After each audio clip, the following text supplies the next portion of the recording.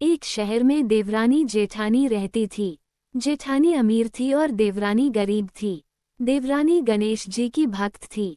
देवरानी का पति जंगल से लकड़ी काटकर बेचता था और अक्सर बीमार रहता था।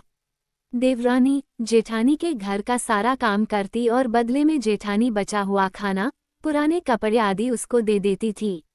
इसी से देवरानी का परिवार चल रहा था। माघ महीने में देवरानी ने तिल चौथ का व्रत किया।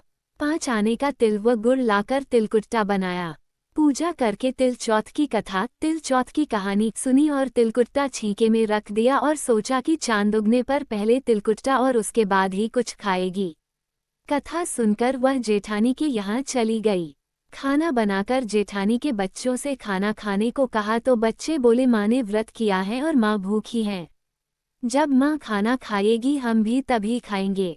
जेठ जी को खाना खाने को कहा तो जेठ जी बोले मैं अकेला नहीं खाऊंगा, जब चांद निकलेगा तब सब खाएंगे तभी मैं भी खाऊंगा। जेठानी ने उसे कहा कि आज तो किसी ने भी अभी तक खाना नहीं खाया, तुम्हें कैसे दे दूं? तुम सुबह सवेरे ही बचा हुआ खाना ले जाना। देवरानी के घर पर पति बच्चे सब आस लगाए बैठे थे कि आज तो त्योहार है इसलिए कुछ पकवान आदि खाने को मिलेगा। परंतु जब बच्चों को पता चला कि आज तो रोटी भी नहीं मिलेगी तो बच्चे रोने लगे। उसके पति को भी बहुत गुस्सा आया, कहने लगा सारा दिन काम करके भी 2 रोटी नहीं ला सकती तो काम क्यों करती हो? पति ने गुस्से में आकर पत्नी को कपड़े धोने के धोवने से मारा। धोवना हाथ से छूट गया तो पाटे से मारा। वह बेचारी गणेश जी को याद करती हुई रोते रोते पानी पीकर सो गई। उस दिन गणेश जी देवरानी के सपने में आए और कहने लगे धोवने मारी, पाटे मारी, सो रही है या जाग रही है? वह बोली कुछ सो रही हूँ, कुछ जाग रही हूँ। गणेश जी बोले भूख लगी है, कुछ खाने को दे। देवरानी बोली क्या दूँ, मेरे घर में तो अन्न का एक दाना भी नहीं है। जेठानी बचा खुचा खाना देती थी, आज वह भी नहीं मिला। पूजा का बचा हुआ तिलकुट्टा छींके में पड़ा है, वही खा लो। तिलकुट्टा खाने के बाद गणेश जी बोले धोवने मारी, पाटे मारी, निमटाई लगी है, कहाँ निमटे? वह बोली ये पड़ा घर, जहाँ इच्छा हो वहाँ निमट लो। फिर गणेश जी बच्चे की तरह बोले अब कहाँ पूछूं? नींद में मग्न अब देवरानी को बहुत गुस्सा आया कि कब से तंग किए जा रहे हैं, सो बोली मेरे सर पर पोंछो और कहा पोंछोंगे। सुबह जब देवरानी उठी तो ये देखकर हैरान रह गई कि पूरा घर हीरे मोती से जगमगा रहा है। सिर पर जहाँ विनायक जी पोंछनी कर गए थे वहाँ हीरे के टीके व बिंदी जगमगा रहे थे। उस दिन देवरानी जेठानी के यहाँ काम करने नहीं गई। बड़ी देर तक राह देखने के बाद जेठानी ने बच्चों को देवरानी को बुलाने भेजा।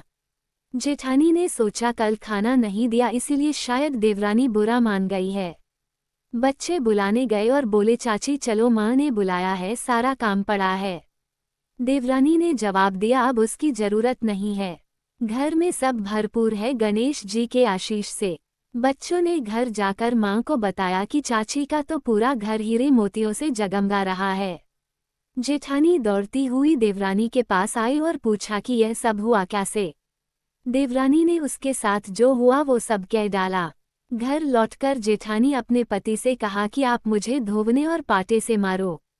उसका पति बोला कि भली मानस, मैंने कभी तुम पर हाथ भी नहीं उठाया, मैं तुम्हें धोवने और पाटे से कैसे मार सकता हूँ? वह नहीं मानी और जिद करने लगी। मजबूरन पति को उसे मारना पड़ा। उसने ढेर सारा घी डालकर चूरमा बनाया और छीके में रखकर और सो गई। रात को चौथ विनायक जी सपने में आए, कहने लगे भूख लगी है, क्या खाऊं?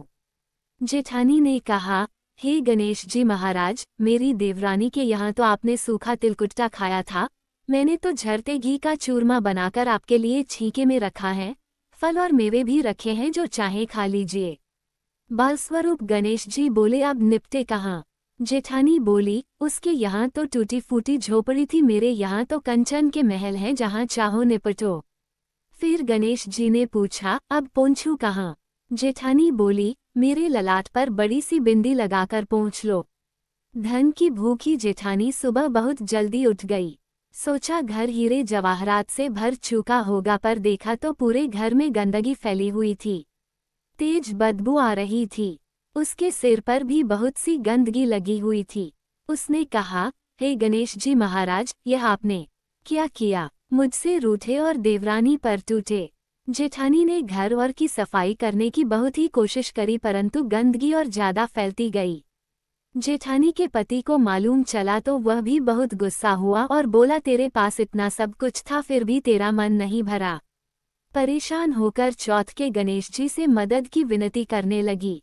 गणेश जी ने कहा, देवरानी से जलन के कारण तूने जो किया था यह उसी का फल है। अब तू अपने धन में से आधा उसे दे देगी तभी यह सब साफ होगा।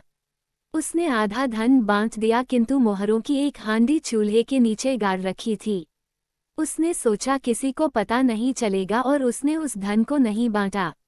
उसने कहा, हे श्री गणेश जी, अब तो अपना ये बिखराव समेटो। वे बोले, पहले चूल्हे के नीचे गाड़ी हुई मोहरों की हांडी सहित ताक में रखी 2 सुई के भी 2 हिस्से कर।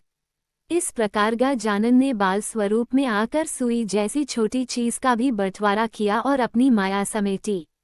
हे गणेश जी महाराज, जैसी आपने देवरानी पर कृपा की वैसी सब पर करना। कहानी कहने वाले, सुनने वाले व हुंकारा भरने वाले सब पर कृपा करना, किंतु जेठानी को जैसी सजा दी वैसी किसी को मत देना। बोलो गणेश जी महाराज की जय। चौथ माता की जय।